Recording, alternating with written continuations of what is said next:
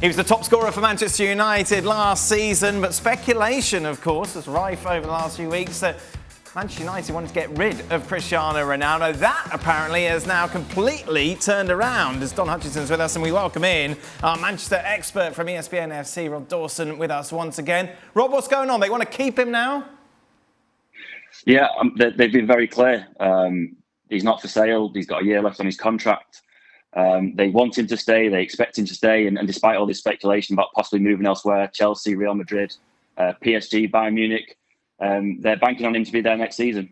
So why is Jorge Mendes, we're hearing reports of him meeting with the likes of Chelsea, Sporting, Bayern as well? Why is his agent doing that if United say you're going nowhere? Yeah, I mean, as far as United are concerned, that's just part of a summer transfer window, an agent talking to different clubs about various players. I think probably from Ronaldo's point of view, there's a little bit more in it. Ultimately, this is a guy who's used to winning the Champions League. And if he stays at United next season, he's not only not going to win it, he's not going to play in it. And there are other teams out there who might need a striker. And he wants his agent to go around and gauge interest and see what else is out there. But ultimately, he's under contract at Man United. And if they say he's not for sale, he won't go anywhere. Rob, are Man United looking to bring in an additional striker at all? I know he scored a lot of goals last year, but he's 37. Can he play all these games again? Can he do that, make those kind of figures again? Are they actively looking at another striker, or are they going to wait for another 12 months? Yeah, I mean, this has changed a little bit since Darwin Núñez went to Liverpool. United were interested in him. Obviously, he's decided to go to Liverpool from Benfica. And since then, United changed tact a little bit in that they're not looking for an out-and-out number 9 anymore. They're looking for a more versatile forward who can play across a number of positions across the front line, someone like Anthony at Ajax. So when you hear stuff like that, it makes you think that United and Erik ten Hag genuinely believe that the Ronaldo's going to play next season and play most games. Can he play every week at 37 years old in the Premier League? Probably not. You've got Marcus Rashford there who can come in and play as a centre forward. You've got Anthony Martial who's going to come back after a loan spell at Seville. So there are other options there. The question is whether those players can supplement the goal output of Ronaldo, because last season Ronaldo scored all the goals almost on his own. You take a look at those that have left United.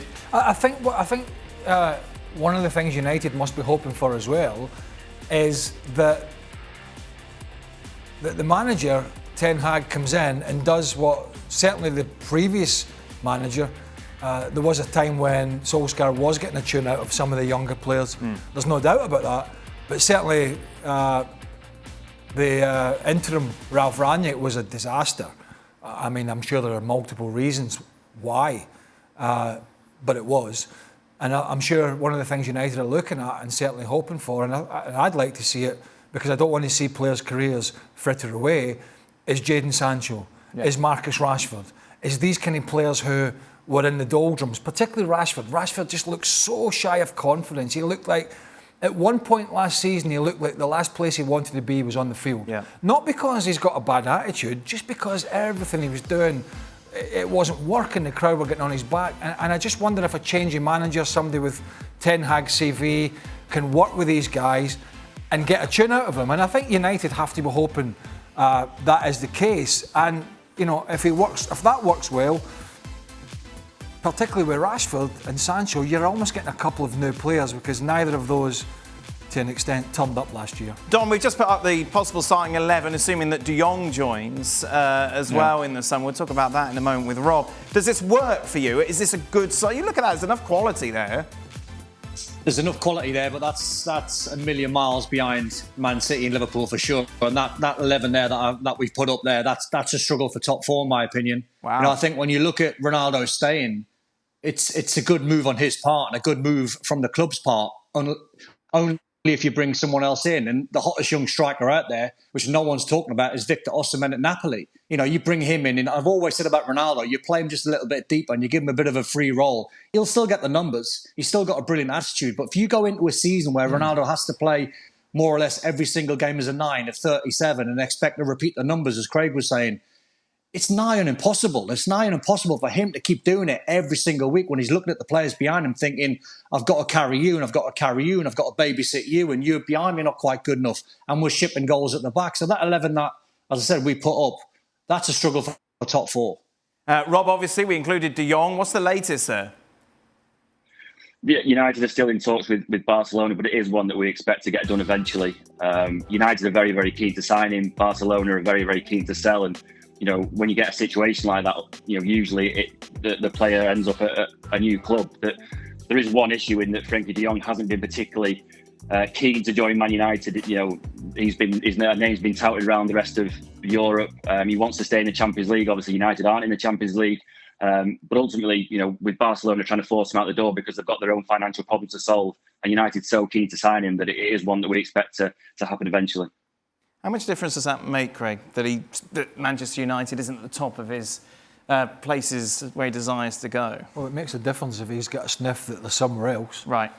As a player, you'll just wait. If there's nothing out there, you've got to make a decision. But if there are 2 or 3 clubs that take your fancy, and a deal can be done with Barcelona, then that's a problem for Man United. But I just wonder if, with Ten Hag being there as well in that association, that could be a big draw. Look, Man United are a massive club, but it's going to take a bit of convincing for some players that they are going in the right direction, because they've been going in the wrong direction for way too long now. And so players notice these things, and it is a concern. Obviously you can throw money at players and see if that gets the job done. So it's going to be an interesting one. I get the feeling this is a move that, as Rob said, could probably happen. I think because of that relationship, the Dutch relationship, manager and player, they need him. Barcelona need the money. Yes, he won't be playing in the Champions League this season, but barring a disaster, they should certainly be in the fight for it next year. Yeah. Last year was a shambles, an absolute shambles. They should never have been in the position that they're in, but they are. And they have to manage to fight their way out of it. But he's a player that would be given his head at Man United. I get the feeling at Barcelona, it feels as if, he's just not been let loose. Yeah. He's always talking about, I'm not playing in the right position, this doesn't suit me sometimes. I've got Busquets getting the ball there, and I've been asked to do this, and previous to that, Messi was there. And I just get the feeling that if he does sign for Man United, Ten Hag and him will sit down and say, look, this is what I think, this is where we'll get the best of you. Getting the ball off the back 4, starting the moves off, but still getting forward. And I think at Barcelona, he just feels there's others that do that, and he's in the periphery. So I think it will be a good signing, because I think going to Man United, we might see the best of him, and we certainly haven't seen it consistently at Barcelona. Well, thank you very much for watching ESPN on YouTube. For more sports highlights and analysis, be sure to download the ESPN app. And for live streaming, premium content, and let's not forget as well, ESPN FC 7 days a week. Subscribe to ESPN+.